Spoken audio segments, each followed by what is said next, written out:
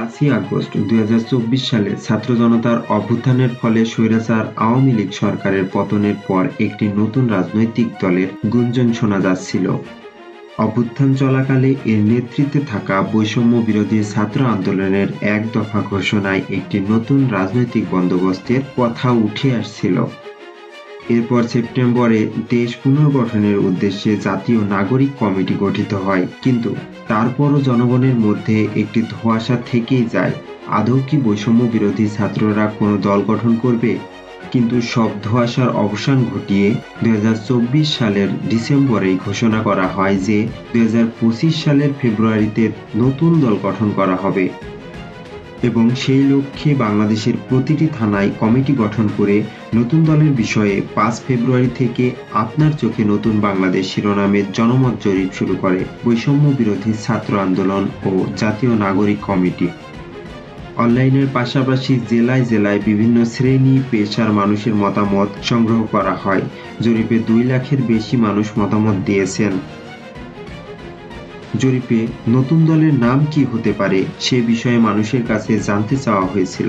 বেশিরভাগ মানুষ নতুন রাজনৈতিক দলের জন্য বাংলাদেশ নাগরিক পার্টি নামটি প্রস্তাব করেছিলেন, যে কারণে বাংলাদেশ নাগরিক পার্টি নামটি বেশি আলোচনায় ছিল।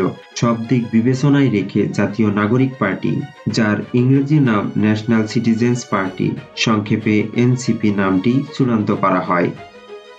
নতুন রাজনৈতিক দলের নাম ও কাঠামো নির্ধারণ এবং আত্মপ্রকাশ অনুষ্ঠানের বিষয়ে রাজধানীর বাংলা মোটরসে জাতীয় নাগরিক কমিটির কেন্দ্রীয় কার্যালয়ে বৈঠক হয়। এই বৈঠকে জাতীয় নাগরিক কমিটি ও বৈষম্য বিরোধী ছাত্র আন্দোলনের শীর্ষ নেতারা অংশ নেন। সেখানে নতুন রাজনৈতিক দলের শীর্ষ 7টি পদে কারা আসছেন সেসব নাম চূড়ান্ত করা হয়। একই সঙ্গে দলের নাম জাতীয় নাগরিক পার্টি চূড়ান্তও করা হয়। নতুন এই দলের আহ্বায়কের দায়িত্ব নিতে 26শে ফেব্রুয়ারি অন্তর্বর্তী সরকারের উপদেষ্টা পরিষদ থেকে পদত্যাগ করেন মোহাম্মদ নাহিদ ইসলাম। নাহিদ ইসলামকে আহ্বায়ক রেখে নাসির উদ্দিন পাটোয়ারীকে নতুন দলের প্রধান সমন্বয়কারী, সামান্তা শারমিনকে জ্যেষ্ঠ যুগ্ম আহ্বায়ক, আব্দুল হান্নান মাসউদকে যুগ্ম সমন্বয়ক, হাসনাত আবদুল্লাহকে দক্ষিণাঞ্চলের মুখ্য সংগঠক, সার্জিস আলমকে উত্তরাঞ্চলের মুখ্য সংগঠক ও সালেউদ্দিন সিফাতকে দপ্তর সম্পাদক পদে চূড়ান্ত করা হয়েছে এবং দলের সদস্য সচিবের পদ পেয়েছেন আক্তার হোসেন। তিনি জাতীয় নাগরিক কমিটির সদস্য সচিব হিসেবে দায়িত্ব পালন করে আসছেন। নাসির উদ্দিন জাতীয় নাগরিক কমিটির আহ্বায়ক, সার্জিস মুখ্য সংগঠক ও সালেউদ্দিন সহ-মুখপাত্র হিসেবে দায়িত্ব পালন করে আসছেন। অন্যদিকে হাসনাত আবদুল্লাহ বৈষম্য বিরোধী ছাত্র আন্দোলনের আহ্বায়ক ও আব্দুল হান্নান মাসুদ বৈষম্য বিরোধী ছাত্র আন্দোলনের মুখ্য সংগঠক হিসেবে দায়িত্ব পালন করে আসছেন। জাতীয় নাগরিক পার্টির সদস্য পদ আনুমানিক 10,000 2025 অনুযায়ী।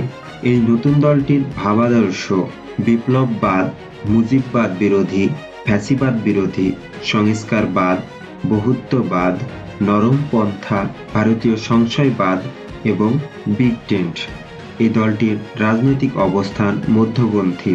দলটির স্লোগান হলো ইনকিলাব জিন্দাবাদ। বর্তমান কমিটিতে নেই এমন অন্তত 30% নতুন মুখ যুক্ত করে 150 থেকে 200 জনের একটি আহ্বায়ক কমিটির মাধ্যমে হয়েছে এই দলের গোড়াপত্তন। ধীরে ধীরে এই কমিটির সদস্য সংখ্যা 300 জনে উন্নীত হবে। ততদিনে সমান্তরালভাবে জেলা কমিটিগুলো গঠন করা হবে। এটি হতে যাচ্ছে বাংলাদেশের ইতিহাসের প্রথম ছাত্র নেতৃত্বাধীন রাজনৈতিক দল। আমরা আশা করছি দলটি জনগণের কথা শুনবে, জনগণের কথা বলবে। ইনকিলাব জিন্দাবাদ।